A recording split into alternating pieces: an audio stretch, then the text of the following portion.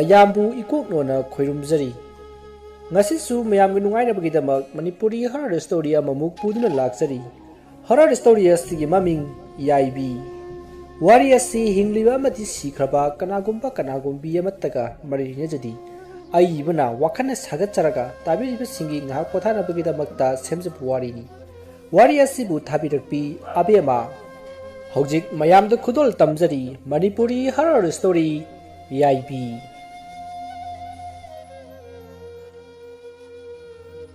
ꯅꯨꯃꯤꯠ ꯃꯥꯅ ꯃꯌꯨꯝ ꯆꯪꯗ꯭ꯔꯤꯉꯩ ꯑꯇꯤꯌꯥꯗ ꯇꯉꯥꯡꯕ ꯅꯣꯡꯖꯥꯕꯤꯅ ꯌꯦꯡꯗ꯭ꯔꯤꯉꯩ ꯃꯇꯝꯅꯤ ꯃꯈꯣꯏ ꯃꯆꯤꯟ ꯃꯅꯥꯎ ꯑꯅꯤ ꯑꯗꯣ ꯋꯥꯔꯤ ꯁꯥꯅꯔꯤ ꯊꯥꯖꯅ ꯏꯆꯦ ꯊꯣꯏꯗꯣ ꯑꯩꯗꯤ ꯅꯤꯡꯁꯤꯡꯂꯒ ꯌꯥꯝ ꯅꯨꯡꯉꯥꯏꯇꯦ ꯄ꯭ꯔꯤꯌꯥꯅ ꯅꯥꯎ ꯑꯩꯁꯨ ꯌꯥꯝ ꯅꯨꯡꯉꯥꯏꯇꯦ ꯏꯇꯥ ꯊꯣꯏꯗꯣ ꯀꯅꯥꯒꯤ ꯃꯐꯝꯗꯁꯨ ꯂꯥꯟꯖꯗ꯭ꯔꯤꯕꯅꯤ ꯋꯥꯍꯩ ꯑꯃ ꯐꯥꯎꯕ ꯍꯥꯏꯕ ꯉꯝꯖꯕ ꯅꯠꯇꯦ ꯑꯗꯨꯕꯨ ꯈꯨꯜꯒꯤ ꯃꯤꯌꯥꯝꯅ ꯂꯥꯟꯅ ꯄꯥꯎꯊꯣꯛꯄꯤꯔꯦ ꯊꯥꯖꯅ ꯑꯗꯣ ꯏꯆꯦ ꯊꯣꯏꯒꯤ ꯁꯣꯔꯥꯠ ꯂꯣꯏꯗ꯭ꯔꯤꯉꯩ ꯃꯔꯛꯁꯤꯗ ꯉꯝꯕꯁꯨ ꯑꯃꯨꯛ ꯂꯩꯇ꯭ꯔꯦ ꯈꯪꯗꯦ ꯀꯩꯅꯣꯃꯗꯤ ꯂꯩꯔꯝꯒꯗꯕ ꯃꯥꯜꯂꯤ ꯄ꯭ꯔꯤꯌꯥꯅ ꯐꯔꯦꯁꯦ ꯅꯅꯥꯎ ꯌꯥꯝꯅ ꯈꯟꯖꯤꯜꯂꯨꯔꯅꯨ ꯍꯧꯖꯤꯛꯇꯤ ꯃꯥꯒꯤ ꯃꯊꯧ ꯃꯉꯝꯁꯨ ꯂꯣꯏꯗꯧꯔꯦꯗꯅ ꯑꯗꯨ ꯄꯨꯡꯁꯤ ꯊꯦꯡꯂꯛꯂꯦ ꯁꯟꯙ꯭ꯌꯥ ꯌꯥꯆꯪꯂꯛꯄꯒꯤꯅꯦ ꯅꯨꯃꯤꯠ ꯇꯥꯗ꯭ꯔꯤꯉꯩꯁꯤꯗ ꯊꯕꯛ ꯏꯪꯈꯥꯡ ꯈꯔ ꯂꯣꯏꯁꯤꯜꯍꯧꯁꯤ ꯑꯁꯨꯝꯅ ꯃꯇꯝꯅ ꯍꯧꯈꯤꯕꯅ ꯅꯨꯃꯤꯠꯅ ꯃꯌꯨꯝ ꯆꯪꯈꯤꯗꯨꯅ ꯑꯃꯝꯕꯅ ꯑꯉꯥꯟꯕꯒꯤ ꯃꯍꯨꯠ ꯁꯤꯟꯗꯨꯅ ꯃꯝꯂꯤ ꯇꯧꯔꯛꯂꯦ ꯂꯩꯔꯥꯡꯒ ꯇꯣꯝꯕꯤꯒ ꯀꯩꯊꯦꯜꯗ ꯄꯣꯠ ꯆꯩ ꯌꯣꯜꯂꯨꯔꯒ ꯃꯌꯨꯝ ꯇꯝꯅ ꯍꯜꯂꯛꯂꯤ ꯃꯈꯣꯏꯅ ꯂꯩꯔꯤꯕ ꯈꯨꯜ ꯑꯁꯤ ꯆꯤꯡꯌꯥꯗ ꯂꯩꯕ ꯃꯤ ꯃꯌꯥꯏ ꯑꯣꯏꯔꯞ ꯇꯥꯕ ꯈꯨꯜ ꯑꯃꯅꯤ ꯂꯩꯔꯥꯡꯅ ꯇꯣꯝꯕꯤꯗ ꯏꯆꯦ ꯅꯪꯒꯤ ꯉꯁꯤ ꯄꯣꯠꯁꯤꯠ ꯀꯃꯥꯏꯅ ꯇꯧꯒꯦ ꯑꯁ ꯑꯩꯒꯤꯗꯤ ꯄꯣꯠꯁꯤꯠ ꯑꯟꯊꯣꯛꯅ ꯐꯠꯈꯤꯗ꯭ꯔꯦ ꯇꯣꯝꯕꯤꯅ ꯍꯣ ꯏꯕꯦꯝꯃ ꯅꯪꯒꯤꯗ ꯅꯠꯇꯦ ꯑꯩꯁꯨ ꯑꯗꯨꯝ ꯃꯉꯥꯏ ꯆꯞ ꯃꯥꯟꯅꯩꯗ ꯂꯩꯔꯥꯡ ꯑꯅꯤꯗꯣ ꯋꯥꯔꯤ ꯁꯥꯟꯅ ꯂꯥꯛꯄꯅ ꯈꯨꯜꯒꯤ ꯂꯝꯄꯥꯛ ꯅꯛꯅ ꯍꯧꯔꯤꯕ ꯈꯣꯡꯅꯥꯡ ꯑꯆꯧꯕꯒꯤ ꯃꯅꯥꯛ ꯌꯧꯁꯤꯜꯂꯛꯂꯦ ꯃꯗꯨꯗ ꯂꯩꯔꯥꯡꯅ ꯋꯥꯔꯤ ꯁꯥꯟꯅ ꯂꯥꯛꯄꯗ ꯃꯥꯡꯗ ꯂꯩꯔꯤꯕ ꯈꯣꯡꯅꯥꯡ ꯃꯈꯣꯛ ꯑꯗꯣ ꯍꯦꯛ ꯌꯦꯡꯂꯨꯕꯗ ꯅꯨꯄꯤ ꯑꯃꯅ ꯐꯝꯕꯣꯏ ꯂꯦꯞꯄꯣꯏ ꯇꯧꯔꯒ ꯂꯩꯔꯤꯕꯗꯣ ꯎꯔꯦ ꯇꯣꯝꯕꯤꯗ ꯂꯩꯔꯥꯡꯅ ꯏꯆꯦ ꯇꯣꯝꯕꯤ ꯑꯁꯤ ꯃꯥꯡꯗꯒꯤ ꯈꯣꯡꯅꯥꯡ ꯃꯈꯣꯡ ꯑꯁꯤꯗ ꯅꯨꯄꯤ ꯃꯆꯥ ꯑꯃꯅ ꯐꯝꯕꯣꯏ ꯂꯦꯞꯄꯣꯏ ꯇꯧꯔꯒ ꯂꯩꯔꯤꯁꯤ ꯎꯗꯕ꯭ꯔꯥ ꯍꯥꯏꯕ ꯅꯪꯕꯣ ꯇꯣꯝꯕꯤꯗꯣ ꯍꯔꯥꯎ ꯋꯥꯔꯤ ꯁꯥꯗꯨꯅ ꯂꯥꯛꯑꯝꯕꯗꯣ ꯋꯥ ꯑꯗꯨ ꯇꯥꯕꯗ ꯇꯨ ꯁꯨꯡꯈꯤꯕ ꯈꯪꯍꯧꯗꯦ ꯃꯁꯥ ꯑꯗꯣ ꯑꯀꯤꯕ ꯑꯃ ꯐꯥꯎꯔꯛꯏ ꯇꯣꯝꯕꯤꯅ ꯍꯥꯏ ꯂꯥꯏꯒ ꯑꯣꯏꯔꯝꯗꯅ ꯀꯩꯅꯣ ꯇꯧꯔꯤꯁꯤꯕꯣ ꯍꯟꯅꯨ ꯊꯪꯁꯤꯗ ꯑꯩꯈꯣꯏꯕꯨ ꯑꯃꯨꯛ ꯆꯦꯟꯕ ꯇꯥꯔꯤꯕ꯭ꯔꯣ ꯑꯁꯤ ꯍꯥꯏꯅꯗꯨꯅ ꯑꯅꯤꯗꯣ ꯀꯤꯅ ꯇꯞꯂꯤ ꯂꯥꯛꯄꯅ ꯈꯣꯡꯅꯥꯡ ꯌꯧꯁꯤꯜꯂꯛꯂꯤ ꯃꯁꯤꯗꯒꯤ ꯃꯈꯣꯏꯅ ꯌꯦꯡꯂꯨꯕꯗ ꯑꯃꯨꯛ ꯂꯩꯔꯝꯗ꯭ꯔꯤ ꯇꯣꯝꯕꯤꯅ ꯍꯩ ꯂꯩꯔꯥꯡ ꯊꯨꯅ ꯆꯠꯁꯤꯜꯂꯛꯑꯣ ꯃꯑꯣꯡ ꯑꯃꯅꯤꯀꯣ ꯃꯗꯨꯗ ꯂꯩꯔꯥꯡꯁꯨ ꯍꯣꯏ ꯍꯥꯏꯗꯨꯅ ꯑꯅꯤꯗꯣ ꯆꯦꯟꯕꯣꯏ ꯂꯥꯛꯄꯣꯏ ꯆꯠꯄ ꯍꯧꯏ ꯇꯟꯖꯥ ꯑꯗꯨꯗ ꯇꯨꯡꯗ ꯀꯅꯥꯒꯨꯝꯕ ꯑꯃꯅ ꯏꯟꯅꯕꯗꯧꯅ ꯁꯣꯔꯣꯠ ꯇꯧꯕꯒꯤ ꯃꯈꯣꯜ ꯑꯃ ꯇꯥꯔꯛꯏ ꯑꯅꯤꯗꯣ ꯀꯤꯅ ꯀꯅꯥꯅꯣ ꯍꯥꯏꯅ ꯌꯦꯡꯊꯣꯛꯏ ꯃꯗꯨꯗ ꯎꯔꯦ ꯂꯩꯔꯝꯂꯤꯕ ꯁꯛꯇꯝ ꯑꯗꯣ ꯃꯐꯤ ꯃꯔꯣꯟ ꯏꯁꯦꯛ ꯁꯦꯒꯥꯏꯕꯤ ꯏꯇꯅ ꯃꯁꯥ ꯄꯨꯝꯕ ꯄꯨꯡꯇꯩ ꯇꯩꯔꯕꯤ ꯅꯨꯄꯤ ꯑꯃ ꯃꯕꯥꯅꯤꯗ ꯌꯦꯡꯗꯨꯅ ꯂꯩꯔꯝꯕꯗ ꯎꯔꯤ ꯃꯗꯨ ꯍꯦꯛ ꯎꯕꯒ ꯑꯅꯤꯗꯣ ꯋꯥ ꯐꯥꯎ ꯉꯥꯡꯕ ꯊꯣꯛꯈꯤꯗ꯭ꯔꯤ ꯑꯁꯨꯝꯅ ꯉꯥꯏꯍꯥꯛ ꯂꯦꯞꯂꯝꯂꯒ ꯈꯪꯍꯧꯗꯅ ꯈꯪꯃꯥꯡ ꯃꯥꯡꯈꯤ ꯍꯟꯗꯛꯇꯤ ꯑꯅꯤꯗꯣ ꯃꯌꯨꯝꯗ ꯌꯧꯅꯕ ꯍꯥꯏꯗꯨꯅ ꯍꯟꯅ ꯐꯥꯎꯕ ꯌꯦꯡꯂꯝꯗꯅ ꯊꯨꯅ ꯆꯦꯟꯕꯣꯏ ꯂꯥꯛꯄꯣꯏ ꯇꯧꯗꯨꯅ ꯍꯜꯂꯛꯇꯨꯅ ꯃꯌꯨꯝ ꯆꯪꯅꯈ꯭ꯔꯦ ꯑꯁꯨꯝꯅ ꯃꯈꯣꯏ ꯑꯁꯣꯏ ꯑꯉꯥꯝꯗꯤ ꯌꯥꯎꯍꯧꯗ꯭ꯔꯤ ꯑꯁꯨꯝꯅ ꯃꯇꯝꯗꯨ ꯍꯧꯈ꯭ꯔꯦ ꯑꯍꯤꯡ ꯅꯣꯡꯌꯥꯏꯒꯤ ꯃꯇꯝꯅꯤ ꯄ꯭ꯔꯤꯌꯥꯗꯣ ꯃꯤꯀꯞ ꯊꯣꯔꯛꯏ ꯃꯇꯝ ꯑꯁꯤꯗ ꯀꯅꯥꯒꯨꯝꯕꯤ ꯅꯨꯄꯤ ꯑꯃꯒꯤ ꯇꯦꯡꯊꯥꯅ ꯑꯣꯏꯅ ꯀꯞꯄꯒꯤ ꯈꯣꯟꯖꯦꯜ ꯇꯥꯔꯛꯏ ꯈꯣꯟꯖꯦꯜ ꯑꯗꯨ ꯇꯥꯕꯗ ꯃꯊꯟꯇ ꯈꯟꯖꯩ ꯀꯩꯅꯣ ꯑꯩꯅ ꯇꯥꯔꯤꯁꯤꯕꯣ ꯑꯁꯨꯝꯅ ꯇꯧꯕꯗꯤ ꯑꯃꯨꯛꯇꯁꯨ ꯇꯥꯗ꯭ꯔꯤ ꯑꯁꯨꯝꯅ ꯈꯟꯗꯨꯅ ꯂꯩꯔꯤꯉꯩ ꯀꯞꯄꯒꯤ ꯈꯣꯟꯖꯦꯜ ꯑꯗꯣ ꯑꯁꯨꯝ ꯅꯛꯁꯤꯜꯂꯛꯏ ꯃꯁꯤꯗꯒꯤ ꯄ꯭ꯔꯤꯌꯥꯗꯣ ꯀꯤꯔꯛꯄꯗꯒꯤ ꯃꯅꯥꯎ ꯅꯨꯄꯤ ꯊꯥꯖꯗꯣ ꯍꯧꯗꯣꯛꯏ ꯊꯥꯖꯁꯨ ꯇꯥꯔꯗꯨꯅ ꯍꯧꯒꯠꯂꯛꯏ ꯃꯥꯅ ꯍꯦꯛ ꯍꯧꯒꯠꯂꯛꯄꯒ ꯃꯍꯥꯛꯁꯨ ꯈꯣꯟꯖꯦꯜ ꯑꯗꯨ ꯇꯥꯈꯤ ꯈꯣꯟꯖꯦꯜ ꯑꯗꯨ ꯇꯥꯕꯗ ꯃꯆꯦꯗ ꯌꯥꯝꯅ ꯀꯤꯅ ꯍꯪꯉꯤ ꯏꯆꯦ ꯀꯩꯅꯣ ꯇꯥꯔꯤꯕ ꯃꯈꯣꯜ ꯑꯁꯤꯕꯣ ꯅꯨꯄꯤ ꯑꯃꯅ ꯀꯞꯄꯒꯤ ꯈꯣꯟꯖꯦꯜ ꯅꯠꯇꯕ꯭ꯔꯣ ꯄ꯭ꯔꯤꯌꯥꯅ ꯑꯩꯁꯨ ꯈꯪꯗꯦ ꯅꯅꯥꯎ ꯍꯌꯦꯡ ꯅꯣꯡꯉꯥꯜꯂꯒ ꯏꯃꯥꯗ ꯇꯝꯁꯦ ꯑꯅꯤꯗꯣ ꯀꯤꯅ ꯑꯗꯨꯃꯛ ꯑꯍꯤꯡꯒꯤ ꯃꯇꯝꯅ ꯊꯦꯡꯖꯤꯜꯂꯛꯄꯅ ꯈꯨꯝꯂꯦꯟ ꯇꯨꯝꯈꯨꯟ ꯇꯥꯟꯈꯤꯔꯝꯃꯤ ꯑꯌꯨꯛꯀꯤ ꯌꯦꯟꯗꯥ ꯍꯥꯟꯕꯅꯤ ꯊꯣꯏꯕ ꯑꯃꯗꯤ ꯆꯥꯎꯊꯣꯏ ꯑꯅꯤ ꯑꯗꯣ ꯂꯝꯕꯤꯗ ꯊꯦꯡꯅꯔꯝꯃꯤ ꯊꯣꯏꯕꯅ ꯏꯇꯥꯎ ꯆꯥꯎꯊꯣꯏ ꯏꯇꯥꯎꯗꯤ ꯀꯗꯥꯏꯗ ꯆꯠꯄꯤꯗꯧꯔꯤꯕꯅꯣ ꯑꯌꯨꯛꯁꯤꯗ ꯆꯥꯎꯊꯣꯏꯅ ꯏꯇꯥꯎ ꯑꯁ꯭ꯋꯥꯏ ꯐꯥꯎꯕ ꯋꯥꯀꯤꯡ ꯆꯠꯂꯨꯒꯦ ꯍꯥꯏꯗꯅ ꯊꯣꯛꯂꯛꯂꯤꯕꯅꯤꯅꯦ ꯏꯇꯥꯎꯗꯤ ꯀꯗꯣꯝ ꯆꯠꯀꯗꯧꯔꯤꯕꯅꯣ ꯊꯣꯏꯕꯅ ꯏꯇꯥꯎ ꯑꯩꯁꯨ ꯋꯥꯀꯤꯡ ꯆꯠꯀꯦ ꯍꯥꯏꯗꯅ ꯊꯣꯛꯂꯛꯂꯤꯕꯅꯤ ꯂꯝꯕꯤꯁꯨ ꯃꯥꯟꯅꯔꯦ ꯏꯕꯥꯅꯤ ꯍꯦꯛꯇ ꯆꯠꯁꯤꯅꯦ ꯍꯥ ꯆꯥꯎꯊꯣꯏꯅ ꯏꯇꯥꯎ ꯉꯔꯥꯡ ꯑꯍꯤꯡꯗ ꯇꯧꯈꯤꯕ ꯃꯌꯥꯝ ꯑꯗꯨꯕꯨ ꯏꯇꯥꯎꯕꯨ ꯇꯥꯍꯧꯕ꯭ꯔꯣ ꯊꯣꯏꯕꯅ ꯍꯣꯏꯅꯦ ꯏꯇꯥꯎ ꯑꯩꯗꯤ ꯑꯍꯤꯡ ꯅꯣꯡꯁꯣꯏꯕ ꯇꯨꯝꯗꯕꯤꯗ ꯂꯩꯔꯕꯅꯤ ꯀꯔꯤ ꯃꯇꯧꯅꯣ ꯍꯟꯗꯛꯀꯤ ꯈꯨꯜ ꯑꯁꯤꯗ ꯇꯧꯔꯛꯂꯤꯕ ꯑꯁꯤꯕꯨ ꯃꯃꯥꯡꯒꯤ ꯃꯇꯝꯗ ꯑꯃꯨꯛꯇ ꯇꯧꯈꯤꯗ꯭ꯔꯤ ꯑꯁꯨꯝꯅ ꯋꯥꯔꯤ ꯁꯥꯟꯅ ꯁꯥꯟꯅ ꯑꯅꯤꯗꯣ ꯆꯠꯈꯤ ngarang ahinda priya machil manawda takhibadu khulgi miyam ayamba loina tanarami nungthilgi matamni thajana machina phi sariba adugi manakta changnaklaga iche nangi phi sabado amukta lekhuse ai singju jamna chaningi ini leirangi porphamdagi singju khita leiruseba priya su hoila osala se haiduna machil manawado thola I mane leirangi porpham jawre anido thajana ine singju khita tambiro ini gi singju che chaning e haiduna leibela ini lairangna hoi hoi ibema nama dubu mapan lang da ka tholak pasu pa u udre mabu khulsida tawriba mayam si karimata khangdaba jalo priyana ine kari to yawrge imadi masangam da duna leiba yamna kuiri hapta amamu phajalak leine lairangna ihe kainune hariba dubo nati lampak manakta leiba nani thoibi hoida karino tawi haidana wa lawnari basi karimata khangdrabo noibo thajana khangdi ni kari tawrage lairangna hoise nakhoi gi singju haido sita leire namado masado khara thuna phana bataw aisune lakpa ngamdre ani dusu hoi ine haiduna singju odo puraga mayum maikai pangkhirami asomna lakpana makhoi yum yowbaga mama tharona nakhoi anibu kadaida amuk chaluribano nabari leite haiduna koikau kauduna thiri ainadi thajana ima singju leirabani ine leirang khoidagi masidagi priyana singju totna mamada ima hadakti khulsi kainoma tawre haina mina loina haini lampak manaki ine thobi hoidasu karino tawi hai akhoi pabasu langphaidagi suan halakti ima chingha ga manak nakpani idm ki jiko tharona era halakani se kuidre napa bungna sune engonda kuira oi hairambani thajana singju sana mamada hangi ima nangbu handak khulsida tawribasi karimta khangdabro tharo khul asigi amaibiya mani masagi wadu tabada tharona hai ima loina khangine bema namana ne isa singamdaba sida tawgani ngasidi matam masisu thengkhre imane hayengdi laigi thorom ama tawgi ngasidi laigi posai su ama talang hogre war su wanane ngasi madi khangasi ko asi haiduna mama macha makhoi ahumado hainaki asumna ngalambo korok changkhiduna amambana mahut maring sinkhirami khul adugi yu thagad leiba abo amadi mera makhoi anido khulgi yu yunpham amada phamduna yu thakduna leiri matamada abona itaw mera khulsida lai mathi phunge dara khulmiyam sina muk toiba mawa som ta lawde hai lai kaina madada merana aikhoi daga lai naga sangba ngam ponde da itaw khulmiyam sina kina ba haidana tonga mukhum hangi ne anido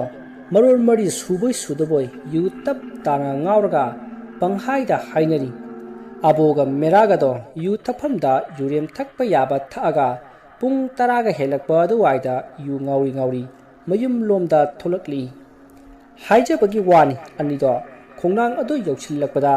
masada tu khangchung chungi masado kiba phori maduda bona ita lambi sinaga mambane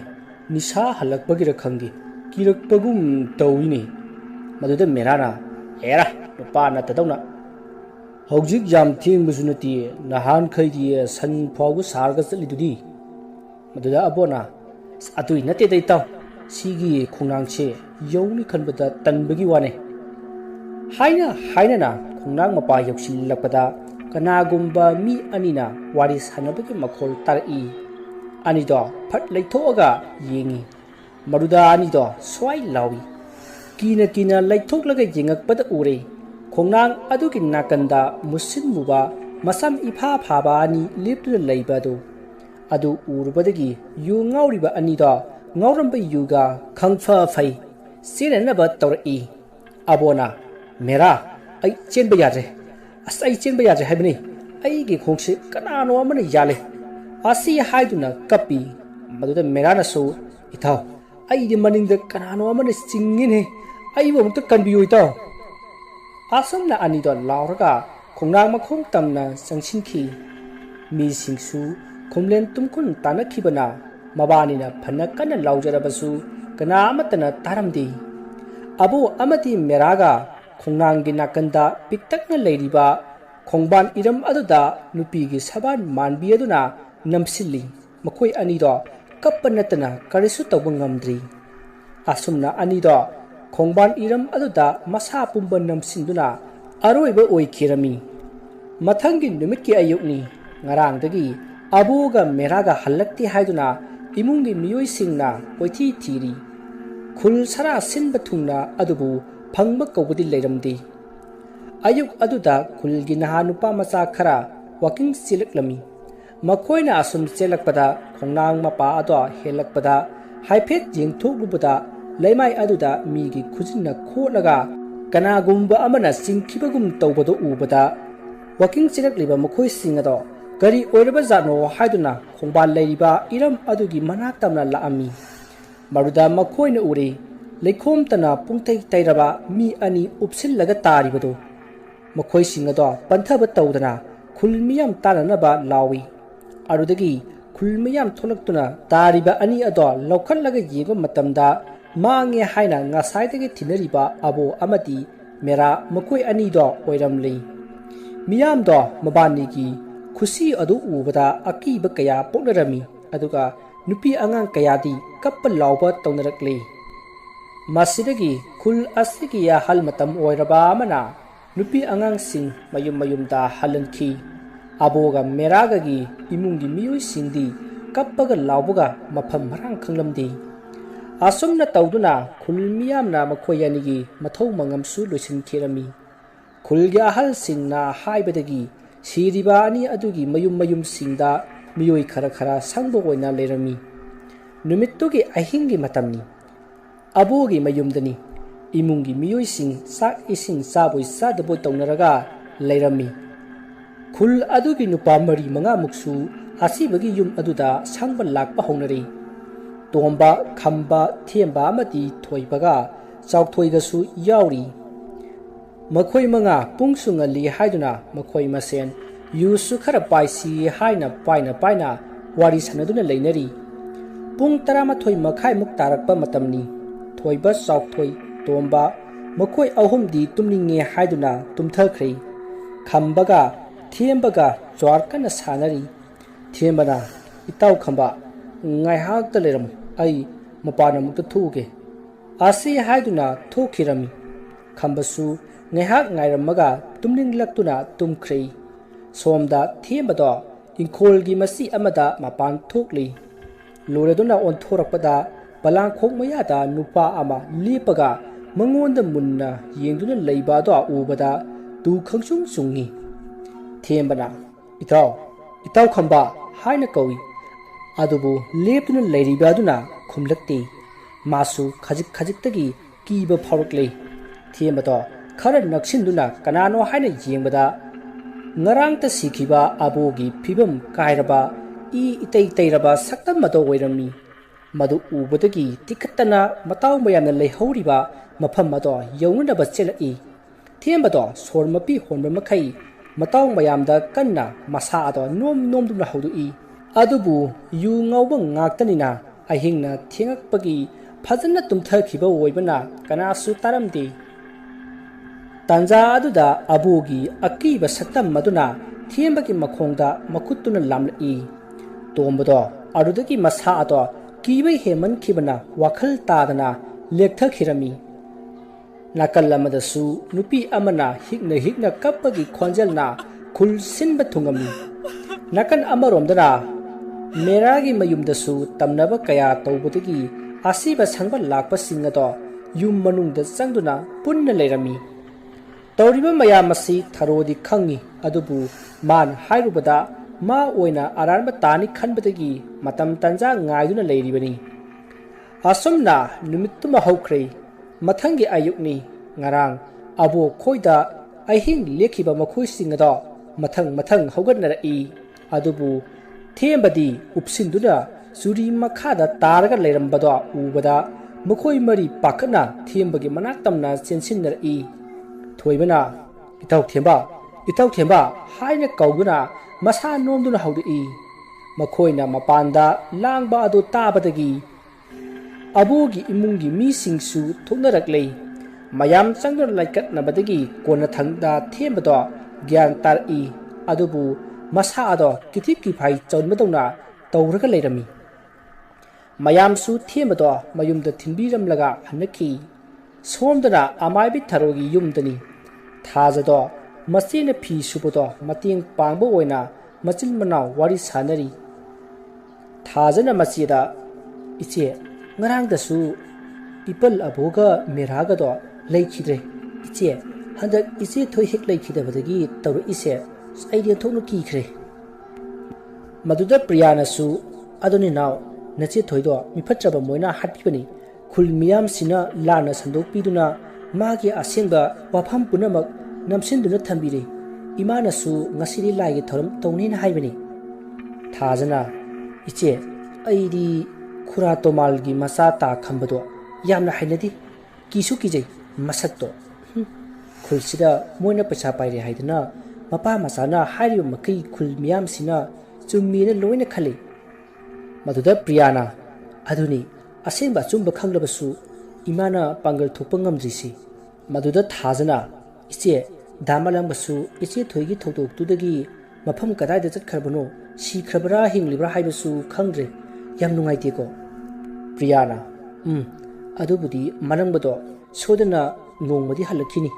aigi itagi lam sodana mana khumlakhiduini tanja aduda mama tharosu thoglai tharona ibema noi kanamata chathokpa yade ko haujik taruk libase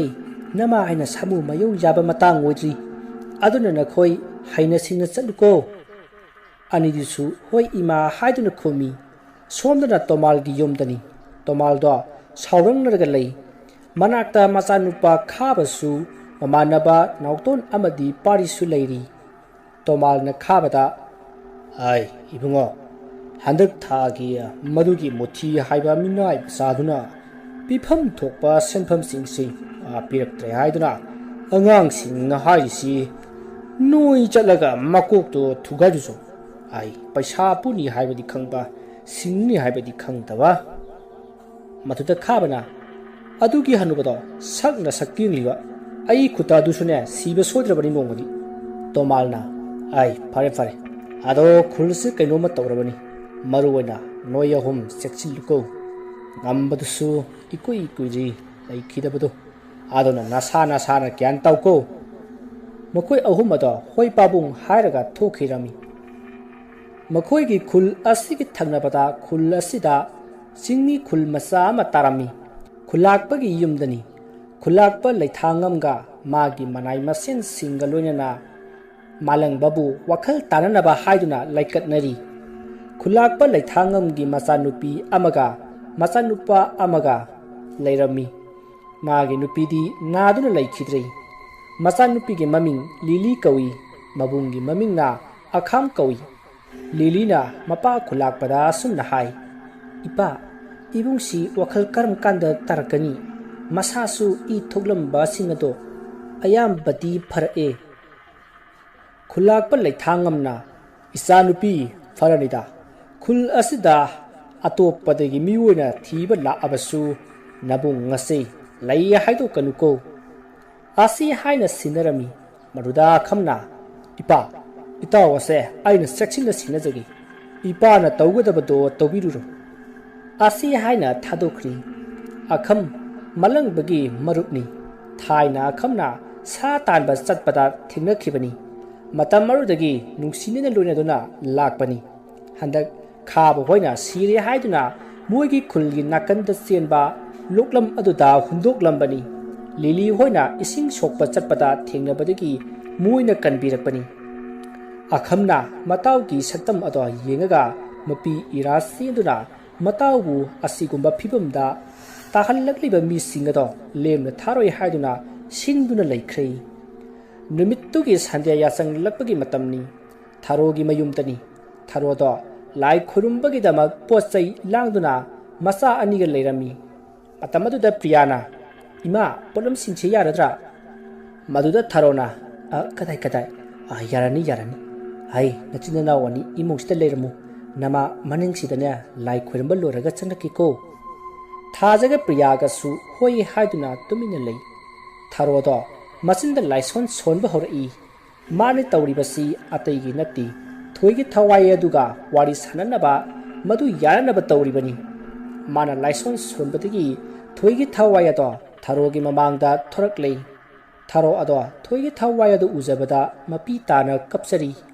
मचामकनी Khanna नुसिने तौजखिबनी थोइगी ममादो थारोगी P इंगैगी ममानबिनी अदुना मानसु यामना नुसिजै थारोना थोइगी मथवाइदा hi इचाबु नमाना ngasi कौबगी मरमदी नंगी दामालंगबदो सिरमोय हाइबा इमाना सबसाना खंगी माना सोइदना नमाइगी नाक्ता लाखिनी मा लाक्ट्रि फावबदी वारसु वाना ngairasi इचागे असुंबसे सोइदना खुलमियामना खंगरखिनिको थोइगी थवाय अदुना मु खुमी इमा अइना मखोइबु Lemna थारोय अदो अइगी अपोक्पी इमादो मसा आई लेत्रबदी करी वेरमगदुना हाइबा खंद्रे अइ यामना वारी मा असी हाइदुना हिगना कपी असुमना ngeha वारी सानरबा मतुंग थारोसु लाई खोरंबा लोरदुना थोइगी थवाय अदुबु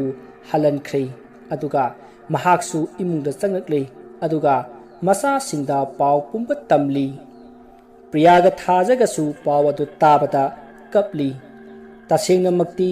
थोइना लैखिदबा मिकुप्तगी ममा थंबालदी अंगाउबी अमगुमना लैरबनी आसुमना नुमित्तुमसु हौख्रे अंगनबा युगनी थंगनबा खुलदा ngасidi malangबदो सोर सावनो होनमदुना तौरई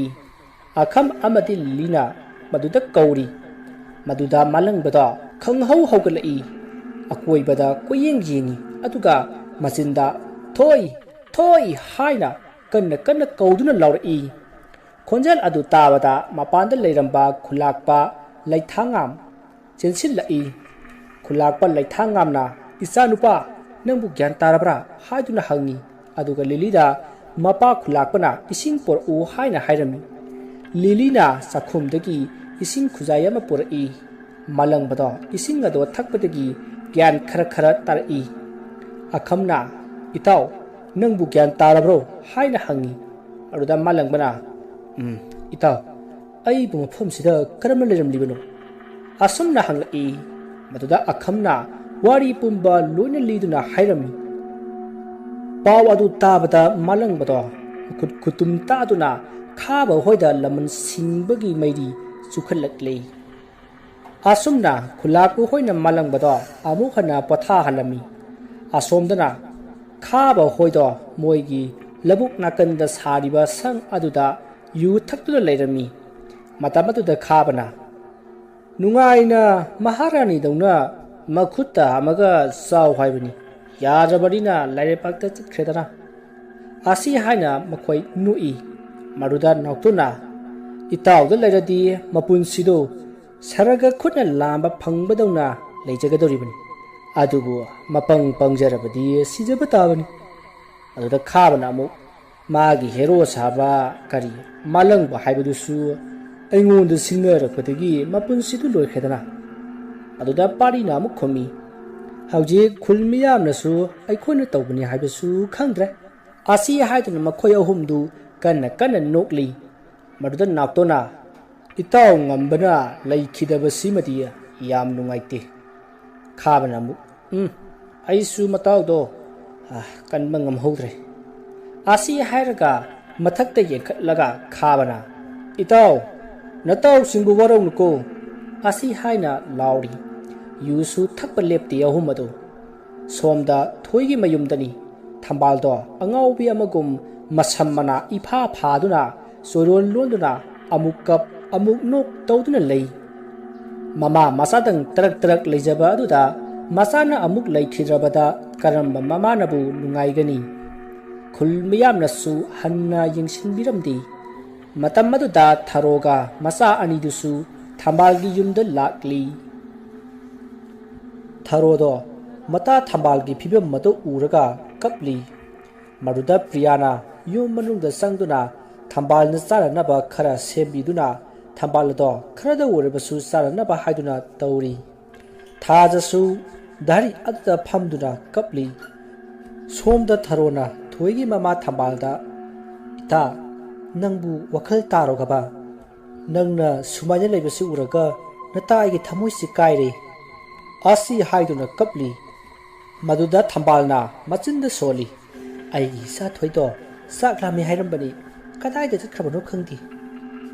ꯑꯁꯤ ꯍꯥꯏꯔꯒ ꯊꯥꯔꯣꯗ ꯑꯣꯟꯁꯤꯟꯗꯨꯅ ꯅꯪ ꯎꯕ꯭ꯔꯥ ꯍꯥꯏꯅ ꯍꯪꯂꯤ ꯊꯥꯔꯣꯅ ꯏꯆꯥ ꯊꯣꯏꯗꯣ ꯂꯥꯛꯑꯅꯤ ꯆꯥꯛꯀ ꯆꯥꯊꯣꯛꯑꯒ ꯉꯥꯏꯔꯁꯤ ꯂꯥꯛꯑꯣ ꯑꯁꯤ ꯍꯥꯏꯗꯨꯅ ꯊꯦꯝꯗꯨꯅ ꯄ꯭ꯔꯤꯌꯥꯅ ꯊꯣꯡꯗꯨꯅ ꯄꯨꯊꯣꯔꯛꯂꯤꯕ ꯆꯥꯛ ꯏꯟꯁꯥꯡꯁꯤꯡ ꯑꯗꯣ ꯄꯤꯖꯅꯕ ꯇꯧꯔꯤ ꯊꯦꯝꯅꯧꯕꯗꯒꯤ ꯆꯈꯣꯝ ꯑꯅꯤ ꯑꯍꯨꯝꯗꯤ ꯆꯥꯔꯒ ꯑꯣꯛꯂꯦ ꯍꯥꯏꯗꯨꯅ ꯆꯥꯎ ꯍꯥꯏꯕ ꯌꯥꯗ꯭ꯔꯦ ꯊꯥꯔꯣ ꯃꯃꯥ ꯃꯆꯥ ꯑꯗꯨꯁꯨ ꯉꯥꯏꯍꯥꯛ ꯇꯧꯕ ꯌꯥꯕ ꯀꯔꯤ ꯀꯔꯤꯅꯣ ꯈꯔ ꯇꯧꯕꯤꯔꯝꯂꯒ ꯃꯌꯨꯝꯗ ꯑꯃꯨꯛ ꯍꯟꯈ꯭ꯔꯦ ꯅꯨꯃꯤꯗꯥꯡꯒꯤ ꯃꯇꯝꯅꯤ ꯊꯪꯅꯕ ꯈꯨꯜꯗꯅꯤ ꯃꯥꯂꯪꯕꯗꯣ ꯍꯧꯈ꯭ꯔꯕ ꯋꯥꯔꯤꯁꯤꯡ ꯑꯗꯣ ꯊꯥꯕꯜꯒꯤ ꯃꯉꯥꯜꯗ ꯐꯝꯗꯨꯅ ꯅꯤꯡꯁꯤꯡꯂꯤ ꯃꯇꯝꯗꯣ ꯊꯣꯏꯅ ꯈꯨꯜꯒꯤ ꯂꯥꯏ ꯍꯔꯥꯎꯕꯒꯤ ꯖꯒꯣꯏ ꯁꯥꯔꯨꯔꯒ ꯄ꯭ꯔꯤꯌꯥ ꯍꯣꯏꯒ ꯂꯥꯛꯄꯗ ꯃꯥꯂꯪꯕꯗꯣ ꯇꯨꯡ ꯍꯜꯂꯒ ꯀꯅꯥꯒꯨꯝꯕ ꯑꯃ ꯊꯤꯔꯛꯄꯗ ꯊꯣꯏꯒ ꯊꯦꯡꯖꯤꯟꯅꯗꯨꯅ ꯑꯍꯥꯟꯕ ꯑꯣꯏꯅ ꯑꯅꯤꯗꯣ ꯊꯦꯡꯅꯈꯤ ꯑꯅꯤꯗꯣ ꯉꯥꯏꯍꯥꯛ ꯃꯤꯆꯥꯟꯅꯗꯨꯅ ꯂꯩ ꯇꯥꯟꯖꯥ ꯑꯗꯨꯗ ꯄ꯭ꯔꯤꯌꯥꯅ ꯀꯧꯔꯛꯄꯒꯤ ꯃꯈꯣꯜ ꯇꯥꯕꯗ ꯊꯣꯏꯗꯣ ꯐꯨꯛ ꯂꯥꯎꯅ ꯍꯧꯒꯠꯂꯤ ꯃꯗꯨꯗ ꯃꯥꯂꯪꯕꯅ ꯁꯣꯏꯈ꯭ꯔꯦ ꯎꯍꯧꯗ꯭ꯔꯦ ꯀꯔꯤ ꯁꯣꯛꯄ ꯌꯥꯎꯕꯒꯦ ꯃꯗꯨꯗ ꯊꯣꯏꯅ ꯌꯥꯅꯤꯗ ꯁꯣꯛꯇꯤꯌꯦ ꯑꯁꯤ ꯍꯥꯏꯗꯨꯅ ꯄ꯭ꯔꯤꯌꯥꯒ ꯃꯌꯨꯝ ꯇꯝꯅ ꯆꯠꯈꯤ ꯃꯥꯂꯪꯕꯗꯣ ꯊꯣꯏꯅ ꯆꯠꯈꯤꯕ ꯃꯥꯏꯀꯩ ꯑꯗꯣ ꯌꯦꯡꯗꯨꯅ ꯃꯣꯃꯣ ꯅꯣꯛꯇꯨꯅ ꯂꯩꯍꯧꯔꯤ ꯅꯨꯃꯤꯠ ꯑꯗꯨꯗꯒꯤ ꯃꯥꯂꯪꯕꯒ ꯊꯣꯏꯒ ꯊꯃꯣꯏꯗ ꯑꯄꯥꯝ ꯅꯨꯡꯁꯤ ꯐꯥꯎꯅꯔꯛꯈꯤ ꯃꯇꯝ ꯈꯔꯒꯤ ꯃꯇꯨꯡꯗꯅꯤ ꯊꯣꯏꯒ ꯃꯥꯂꯪꯕꯒꯁꯨ ꯍꯧꯖꯤꯛꯇꯤ ꯊꯃꯣꯏ ꯁꯦꯡꯅ ꯅꯨꯡꯁꯤꯅꯖꯔꯝꯃꯤ ꯑꯗꯨꯕꯨ ꯈꯨꯜꯒꯤ ꯁꯦꯟꯖꯥꯎ ꯄꯥꯏꯕ ꯇꯣꯕꯥꯜꯒꯤ ꯃꯆꯥꯅꯨꯄꯥ ꯈꯥꯕꯅ ꯃꯇꯝ ꯄꯨꯝꯅꯃꯛꯇ ꯊꯣꯏꯅ ꯆꯠꯊꯣꯛꯄ ꯈꯨꯗꯤꯡ ꯆꯌꯦꯠ ꯈꯣꯏꯌꯦꯠꯅꯗꯨꯅ ꯁꯦꯟꯅꯔꯒ ꯂꯩ ꯅꯣꯡꯃꯗꯤ ꯃꯥꯂꯪꯕꯒ ꯊꯣꯏꯒꯗꯣ ꯈꯨꯜꯒꯤ ꯄꯨꯈ꯭ꯔꯤ ꯃꯄꯥꯟꯗ ꯐꯝꯗꯨꯅ ꯅꯨꯡꯁꯤ ꯋꯥꯔꯤ ꯁꯥꯟꯅꯗꯨꯅ ꯂꯩꯔꯤꯉꯩꯗ खाब लातुना मलंगबग खटनखी मिकुप अदुदगी खाबना मलंगबबु सिनदुना असेंग तंजा गायदुना लाकली नुमितो थोयगी मयुमदनी ममा थंबालना इचा थोय नंगबु कदायदा चटके हाइबनुने हाय याम थेंगदि लेरकनुको इमा मंग क्या नुवाइती थोयना होय इमा आइसु कुइर ओये असै फाउदने आसी हाइदुना ममादा चटलगे हायरगा थोरखिरम सोमदना खाबा नाउतोन पारी अमति गानबा मखोय मरिसु थोयबा लाकपा गायदुना लैरी मालंगबा अमति थोयदो खुंजिल लोमदा नुसी वारी सना सना थोलकली थोयना धामालंगबा आइबु पुसिगी थादोकपिगुनुको थोय आइना हिंगिसे नंगिनी आइ नंबु कदनुंगा थादोओय असिंबा असिंबने थाददबरा थाजय धामालंगबा असुमना अनिदो मसा मसा यनदुना लुहोंगनबगी वारी फावबा सानरी थोयगी ममानसु मालंगबसे यामना याजै मसिदा खाबना थोयबु मागी ओइबा फंगनबा थोयबु असेंग तंजा गायदुना लाकपनी मालंगबगा थोयगदो असुम लाकपना मी इचिक चिकपा पपा मफम मा यौरकले तंजा अदुदा तुंगलोमदगी खाबना नुरई मालंगबदो तुंग ओंथोगगा येंगबददी खाबगा मागी मरुप सिंग ओइरमी मरुदा खाबना खाब इङोंद सिन्नरदी अफब ओइरो हाबसी नसाना खंग्र मालेने अदुदी ngasi खरा खंगन बतारदना हा आसी हायरगा मलंगबदा खंगहौदना उतुप अमना थुमई मलंगबदा लैमाइदा अकनबा साफु अमगा ताखी मकोक अदुसु ई खरा थोकले तौरिबा थौदोकसिंग अदु उबदा थोयदी कीबना मसा अदो थक थक निक्तुना दामालंगबा हायना kap lauduna lei adubu makhoi mari changduna malangbado phuba yaba phurba matung singthakta thoiga punna pukhat khirami khabana malangbado u amada makhong makhut punsillaga thammi aduga malangbagi hek mamang maktada makhoi mari changduna thoida phattaba lichat kaya hanjin hanjin chakhi madu loraba matung khabana utup amana malangbado hanjin hanjin kallaba matung lokharomda thada khirami aduga khabagi kangbura thoi adubu khulmaya mamangda malangbaga oktaba lichat chatlambadagi makhoina phabani haina haijillami malangbadi singi lokha aduda songthatuna sijakhre haiduna tamsillami thoido wa machat amata ngangba thokta laikhri magi matawadu ubada mama thambaldi kapsarami khul miyamna sangduna mama macha ani do khul aduga karimata kongna ngangadaba haina warep lorami numit adugi matung khaba hoidu yu ngauchillaga thoigi mayumda laami thoina karigumba wakhal taraklabadi makhoida awaba tarakani khangbana makhoina thoibu hatoklage khanduna hatpa laklibani mama macha do imung aduda kaminadu leiringai phatraba khaba amati magi kangbu singaduna thongado phakairaga sangi aduga thoyado mamage mangmaktada amukkasu sarak tamki mama thambalna mabu phariba khabagi kangbu aduda mayana siktuna nathok nanaba honaki maruda khabagi mamannaba amana manak adwaya leiramba pot amana thambalge makokta safu kanna thomki maruda thabalda wakhal tadana adumak wanthakri masidagi makhoi maridu thoidagi makhoi yaningba pamba lawraba matung makhori metuna khabana hatki aduga khulgi lampak manak tahogba khongnang adugi masamada masa matomta sijaba manabagi damak haiduna thawri yan sillaga thanamki nong ngalabada thoigi asibado uraga khulmiyamna mana tawrubagi ikaiduna sijariba oiramgani haiduna kalakpinaduna hanna phawba changnaramdi adubu khulgi ahal kharana asibana asumna thamba phatti haiduna mathau mangamado pangthokhi thaudok adudagi mama thambalsu angaubi amagum laikhre asumna malangbado wari singse ningsingduna higna kaptuna thoibu masinda sonduna leiri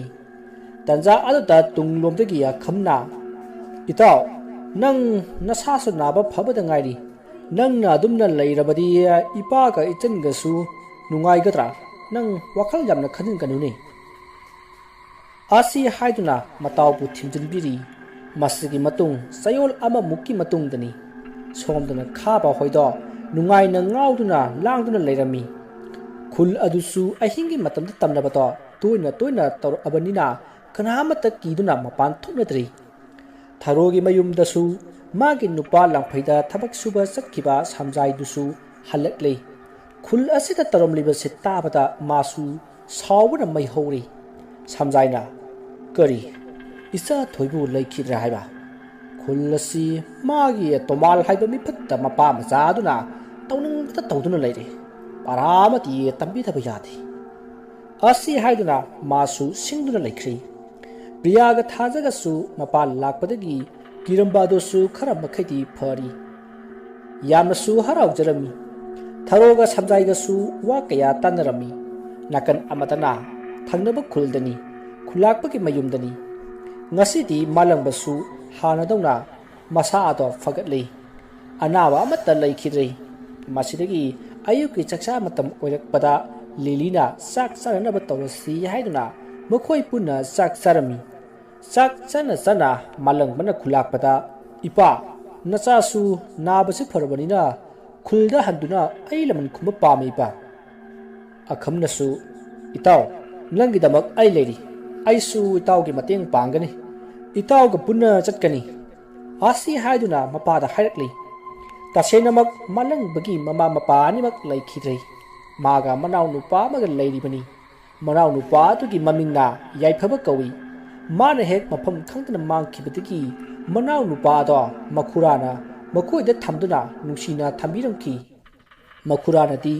malang bana phattaba thabak tarongani haiba thajati malang bana ngasi phawba kana amatada kaijaba mi natti khulakpa laithang ngamna ꯐꯔꯦ ꯏꯆꯥꯅꯤꯅ ꯑꯗꯨꯝꯅ ꯈꯜꯂꯕꯗꯤ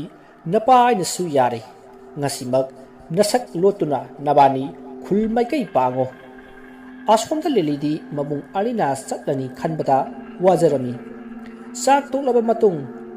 ꯃꯥꯂꯪꯕ ꯑꯃꯗꯤ ꯑꯈꯝ ꯇꯨꯃꯤꯟꯅ ꯈꯨꯜꯒꯤ ꯂꯧꯕꯨꯛ ꯑꯗꯣꯝꯗꯒꯤ ꯆꯪꯉꯛꯑꯒ ꯃꯈꯨꯔꯥꯒꯤ ꯃꯅꯥꯛꯇ ꯂꯥꯛꯂꯝꯃꯤ ꯃꯥꯂꯪꯕꯅ ꯈꯨꯔꯥ ꯈꯨꯔꯥ ꯍꯥꯏꯗꯨꯅ ꯀꯧꯏ ꯃꯗꯨꯗ ꯆꯥꯎꯕꯁꯨ ꯇꯥꯔꯗꯨꯅ ꯊꯣꯡ ꯑꯗꯣ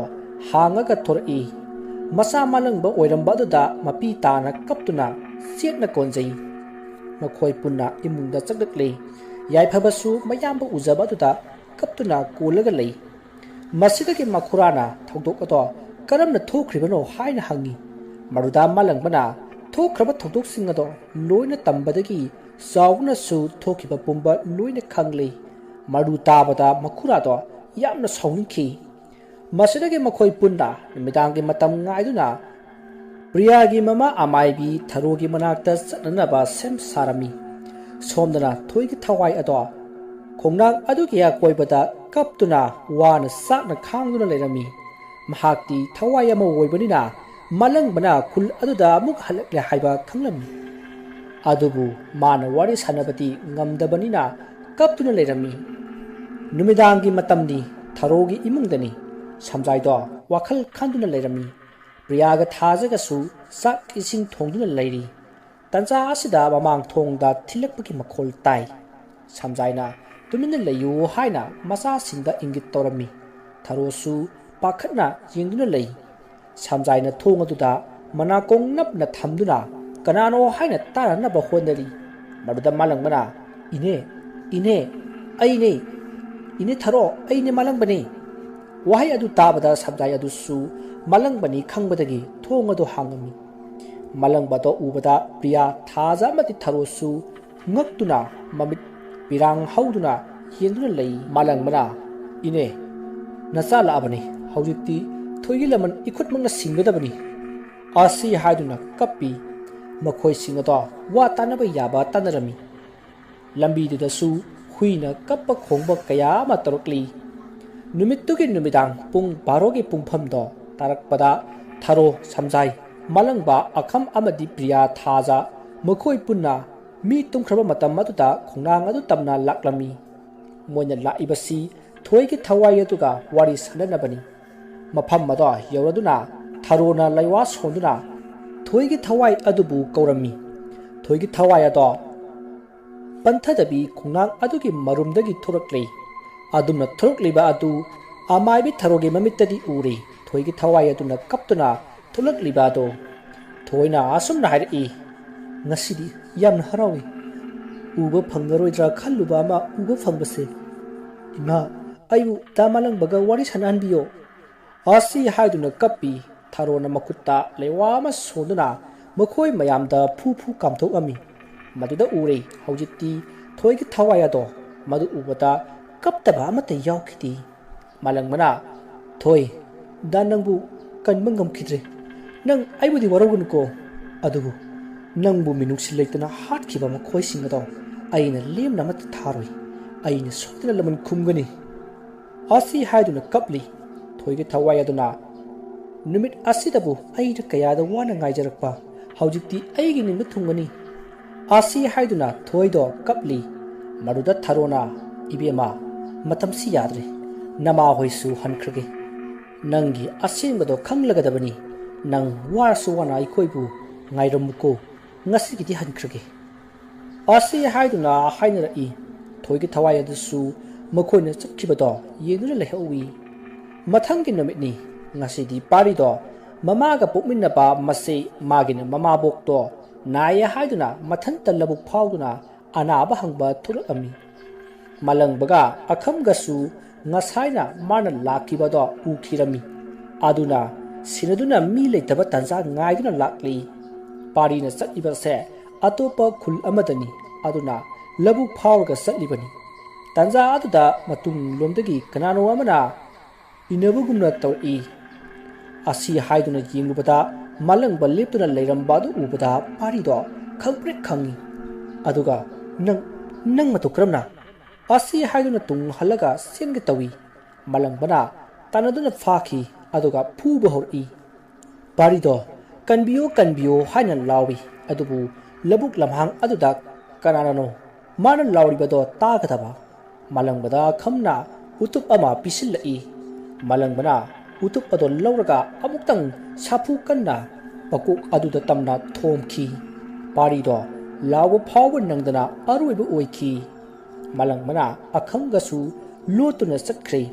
horen numidangi matamdo ngaiduna laikre khabaga nakton gado pari chatki haibaduda thiba oina labuk lomda lakri asumna lakpada kanagumba ama taduna leibado naktona urami naktona itaw ada kanagumba ama taduna leireni amukta yengusi lawne ase haiduna sangsilai manak yausilakpada oiramliba do ubada anido khangprek khangi tu chungkiba khanghauti khabana itaw haiduna pari gi manak tamna sensil laktuna pari gi thawai yaudra hakchang ado konduna anido kapli panthadana pari gi asiba hakchang ado puraktuna mayunggi miga tawraga aroi mathau mangam pangthokami madul loreduna ani ado khaba hoidal lai tomal do mangol aduda hangat handa satuna matha sana lerami ani do lakpa ubada tomalna hai ibungo nabani am tungai ko khabana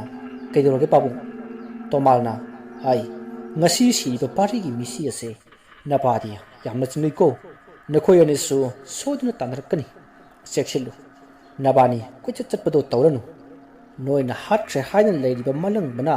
laman khumlak pa soduna woyini thoigi thawai adunadi somda laklaga hat kani haibase haidi thajadi maruda khabaga nakton gana hoi babu nacha aikhoisu mana oiramgani haina singadun leibani tomalna aduna nabani su sekshilu fare otha jaruru ani dusu hoi haiduna khabage ka tamna sangkhirami numittugi numidangi matamni tharo khoi malang ba khoi punna wa kaya matanarami horen karigumba mifatta ani dusu tanja phangbaga loisinna haiduna aduna tharo hoisu khongnang adugi manakta horen laklaga lutna tanja ngaiduna leiramu aduga thoigi asembado khulmiyamda khanganna haina wa tanarami tharo samjai amadi masanupi anido punna thambal hoida laktuna tanja ngaiduna leirami thambal adusu haujikti makhoi mayamna seba kaya tobibadagi wakhal tarakte adubu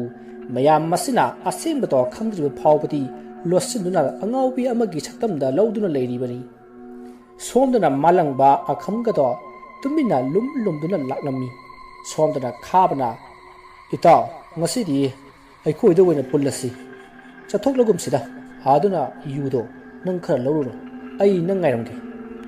asi yaiduna khabado mayumda lehori naktondo yu lawnaba lambi da thoroklami asum thoropana yu yunpham adu jorom daida tunglomdagi malangba amadi yakhamna naktongi machinado mensilaga amamba marak amada pusin khirami naktona kanano haiduna koilei leduna jengi machin adudi malangbana setna khumkhibana wa ngangba yadrei malangbana sa aibu sakhanglibra ngasi mitchidabu aina ngaiduna laklibani asi haiduna phuba yaba phuri aduga bakhoi ani sangduna naktondo khabo hoigi tamna purakli malangbana kokthu mi phatabado aikhoi yaur I haibase khanganba yaroi hek hairaba nakhong nakhuto makak laga hatle khang asi haiduna naktondo sumak aduda makhut anido tunglomda punsillaga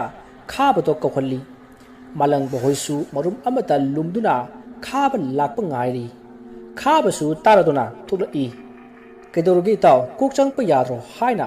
manak loksilakpada malang amadi akham anido khanghodana songsillaklaga makhoi ani sangdana khabado phakhi aduga mayada phibun namduna makhoi anido khulgi khungnangna hauriba dom tamna puraklami moina purakpado ubaga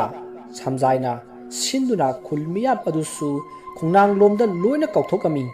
haujikti khulmiyam aduna su uri malang mana khabaga naktonga phuduna leibado mayamdo ahan badadi sauduna sensin ge tawi adubu samjaina mayam aduda asengba thokhiba singdo लोइना हाइरमी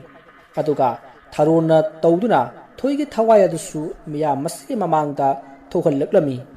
मदु उबदा नुपी अंगांग कयादी कीदुना कप्पसु यावरमी अदुगा खरा अमनदी मित्रंगनी ता तौरिबनी हाइनसु लाउनरखी अदुबु थंबालदी कुइना उखिद्रबा मसागे सतम मदौ उबदा पेना कप्सरमी मसिदगी मालंगबा अमदी थोइगे थवाय अदुना मखोइदा खाबा अमदी मखोइगी कांगबुना चथखिबा थौदोकसिंग अमत्ता खाक्तना लिरमी मसिदगी असेंगबा खंगलबदा खुलमियाब अदुना हंदुना मिफत्तबा खाबा अमदी मागी खुंबुसिंग अदो हालो हालो हाइदुना लौसिंदरक्लमी मालंगबना कप्तुना थोइगे थवाय अदुदा हाइरई थोइ ngасidi nangi lamandi aina singnabani mifutta anise nakutmakna halo asi haina hairaga anido malangbaga akhamgana pusilai adubu makoi anidi akhamga malangbagana phumunbadagi masa ado lengba phawba ngamdri khabaga nautunga do mayadagi phibunna do lokthoi hek lokthokpaga khabana malangba aikhoi lankhri aikhoi ba ongtha kanbiyo asi haiduna kapli adubu karamba mina magi nuksina jabi nupi adubu mamang maktada ijit manghallaga hatok pikhrabada karamna mi adubu ngakpi bangamgani thoigi thawai aduna makoi ani do khongnang aduda makhori paga thangatuna miya mamangda hatokli adumna hatlaba matung thoigi thawai aduna mamada ima handak mapokidi nachagi laibakta ima gi khumlang laman singma ngamdre mathangi mapok haibado amuk leram labadi nasana imagi lam sinba ngamjage ko asi haina hikna kappi madu urubata khulmiyam ado kaptaba amatta yawramdi thambalna imagi ibema thoi imadi isa yawduna ithanta karamna lehau haibano namaibusu nangkina nakta puruni ibema asi haina kapli maruda mayamna thambalado themjinbiri priyana ita nanga punna nuktana wari kaya sanakhibado फंगरोइदको असी हाइदुना कपली थाजसु कपी थोइना इता नंग आइगी इमासे खरा सेनबियुको प्रियाना सिननी येता आइगी इमाने आई सोदना सेनगनी येता असी हाइदुना मखोइ पुंबा कपमिन्नरी मदुदा मालंगबना थोइ नंग यावद्रबा पुंसिसे हिंगलुबगी कानरिब्रा कनागी अछातनो आइनि हिंगदबा आई यामना वारे नंगबु ai thaduk laga satwa hairam badaine karigi chali bagi thoi asi haiduna yamna kapki thoi gi thawai adusu pena kapjarami aroibu oina thoi gi thawai aduna malang bada hairami da handak mapok simadi nana oibina dagi sepa tawba phangkidre mathangi mapokta nang ai amuk thingnasiko masidagi amaibi tharona mukhoi singado themjin piri aduga thoida inung taina ngalakadori aduna isa thoi nangsu nahan phamda hallo haiduna leiwa kaya sonba horoklei maruda thoina mayamda nuksina jingram laga malang lakta tinkrei masidigi mayamsu nungaite haina sona sunaduna mayumda loina hanakrei thaudok asidagi khul asida thoigi thawaina tamnaramba pumba phakrei asumna warriors matang sada luisinjari वारियासिता सोइखिबा लानखिबा वहाई वता खिबि ताबिरिबसिंगा पुक्चल साउना ngapi gani mayambu aroibada amuka hana khoirumjari